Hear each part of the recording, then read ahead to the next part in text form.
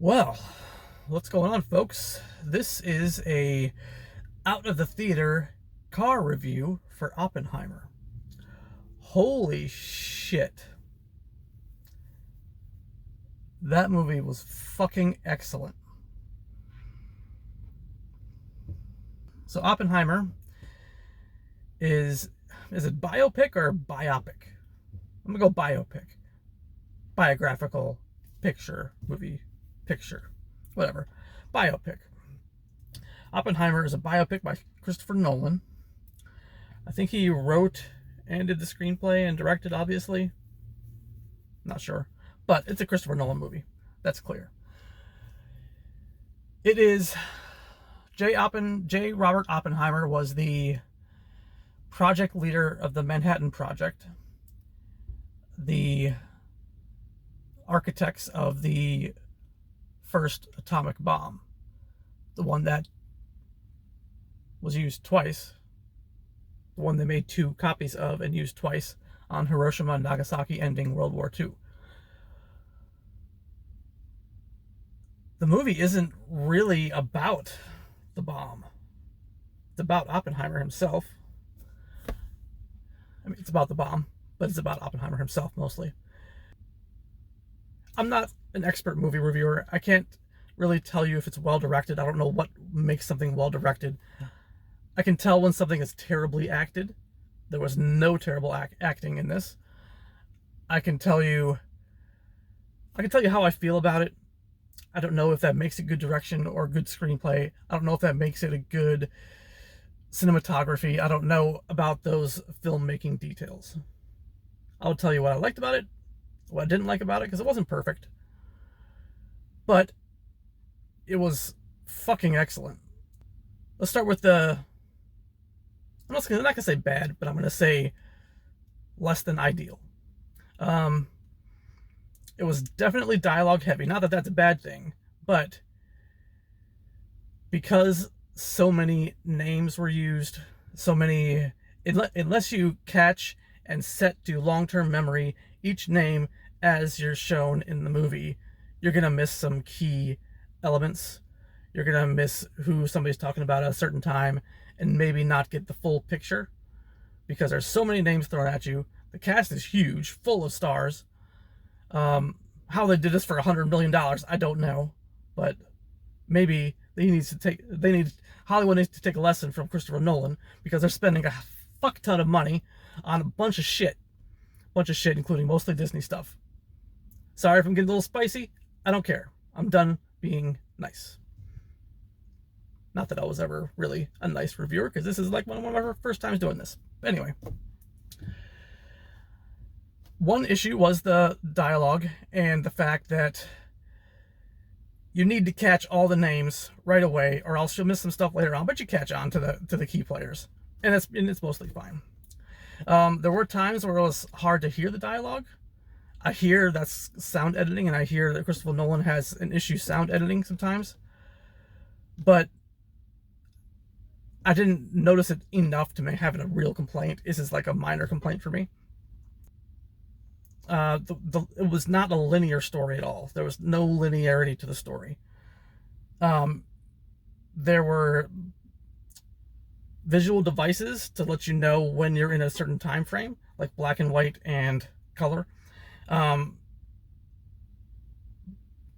it still was a little confusing where you were, when you were, at certain times, unless you catch every tiny bit of dialogue, and then you'll know. But since the dialogue was a little hard to follow, it was a little hard to follow what time frame you're in. I won't get into any spoilers here. I don't think you need to be spoilery in this movie review for this. I don't think there needs to be spoilers. I don't think this is a movie that you need to do a spoiler review for. So the non-linear storytelling was a little bit of a problem. Not huge. I got the gist. It was fine, but it could have been a little less back and forth a little bit for me, but that's just me. I'm by no means am telling Christopher Nolan how to direct his movie. I don't know. Who cares? Who cares what I think? The good stuff. You have to watch this in IMAX. You have to watch this in IMAX. This is the first movie I saw in IMAX, and I was blown away.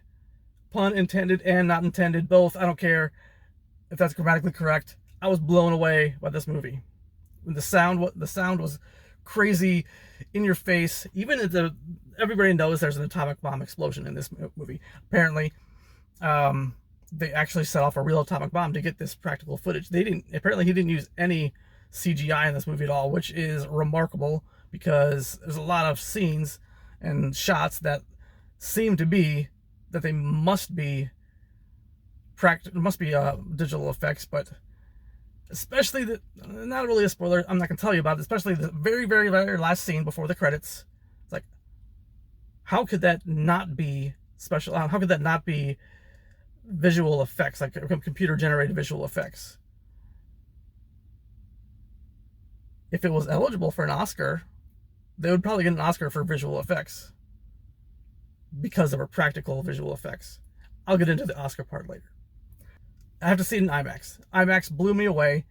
Not even the scenes with the actual atomic bomb explosion. That was...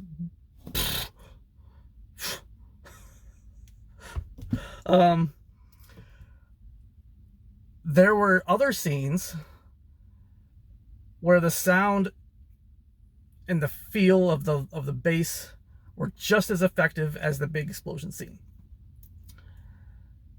So I guess the sound design in that way was pretty damn good. Let's talk about Oscars. This movie deserves Oscars for acting for many different people. I could probably think of 5 right now. Cillian Murphy, that's his name, right? Played Oppenheimer, Oscar. Robert Downey Jr. played Strauss. Best supporting actor. Emily Blunt, best supporting actress. And there's so many other supporting. I think you could fill up the category of supporting actors from this movie. But it's not going to qualify for any Oscars. Cinematography, probably. I'm not an expert cinematographer. I don't know what's good or what isn't, but it looked impressive to me.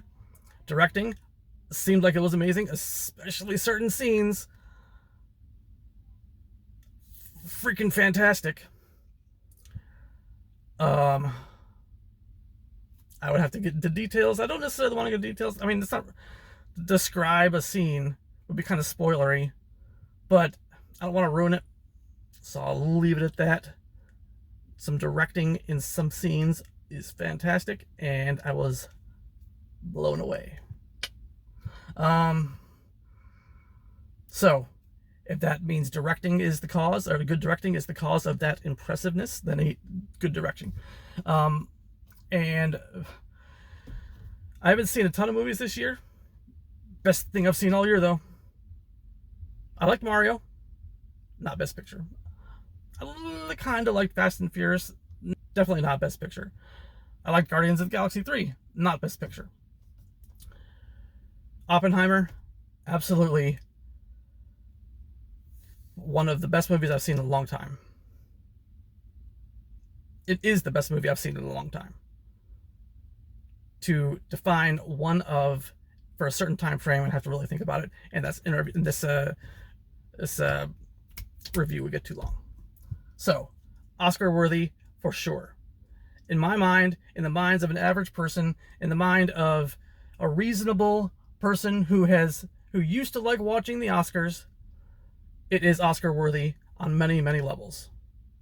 But it doesn't qualify for an Oscar. It doesn't qualify for an Oscar because there's not enough diversity, equity, and inclusion. There wasn't any gay people, which makes sense for the story.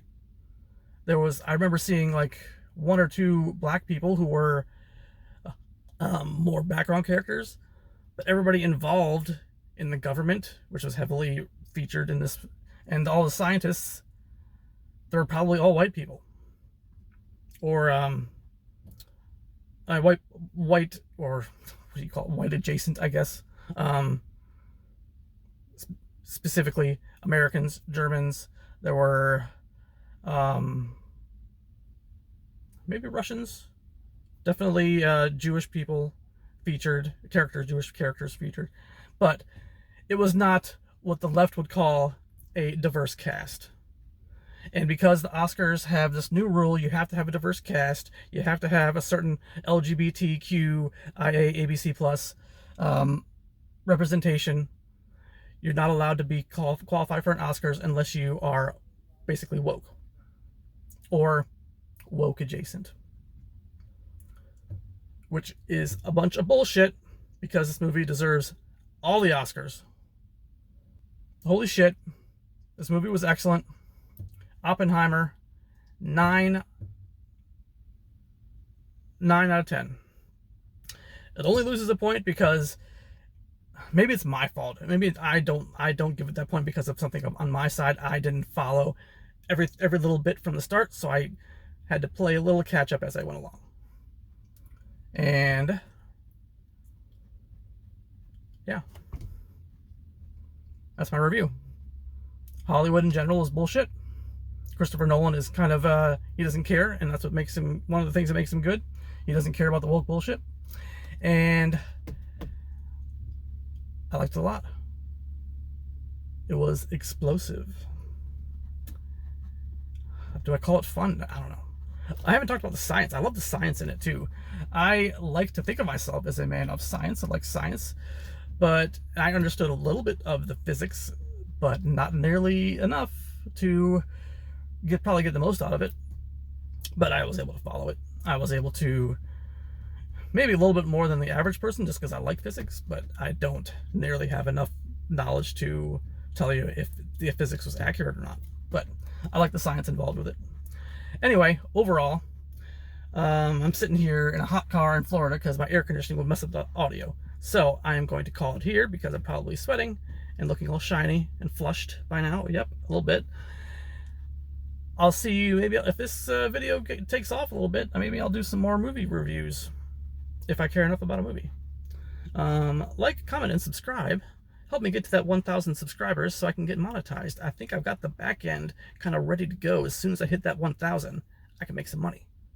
So, please like and comment and subscribe.